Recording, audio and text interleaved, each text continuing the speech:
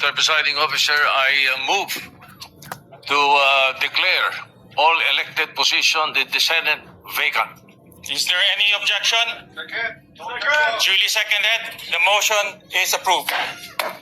Ito na nga, may naduwag si Chis Escudero.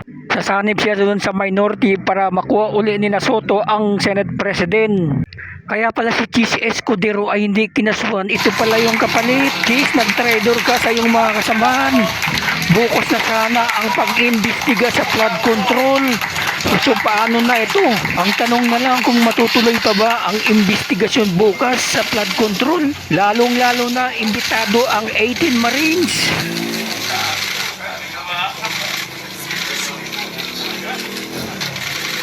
Kay Senator Alan Cayetano, palakulin mo man yung mukha no baka tatalbog lang mo yung palakol. Pero yung sinasabi ko, sa sobrang kapal na unang mukha niya, ayaw niya maganda 2 days na.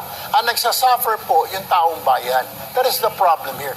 Parang hindi senador kung magsalita si Erwin Tulfo, masyado below the belt. Alam ni Senador Alan ang mga moves nyo, kaya maghintay kayo bukas. Diyon malalaman ang pag-imbestiga sa flood control. Kaya pumunta din kayo, huwag kayo mag-walk out dyan. Again, I will correct one senator who said that pag sila yung majority, mas maayos yung ebidensya, ilaktan ng ebidensya.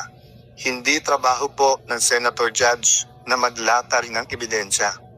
Trabaho po ito ng defense at saka po ng prosecution. Prosecution muna kasi ikaw yung nag-accuse. Then defense kasi didepensan mo sarili mo. Siguro that's one reason why gigim na digir ang mga kapatid na Senator Tulfo na aside from the Fumitis, aside from yung pagiging malakit sa Malacanang, let me address that. Sabi ni Senator Tulfo, Inahabol ko si Alan Peter Cayetano. Kung matapang ka, pumunta ka dito bukas. Otherwise, duwag ka. hindi ako nagpakita sa session hall ay ako'y duwag. Ang kaduwagan po ay nanuugat yan sa ano ba ang purpose at trabaho mo.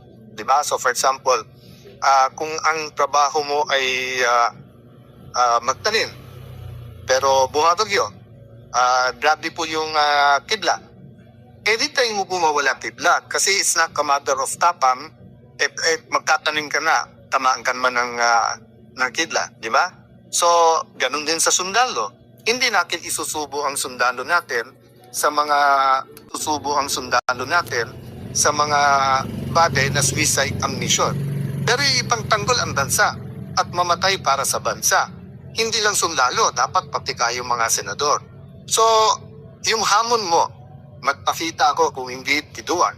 Para po rin sinabi ang bawat senator, ikaw, maging independent ka o hindi, duwag ka. You know, this is not a radio or TV program. This is not entertainment. This is the Senate of the Philippines. So we have to be more professional.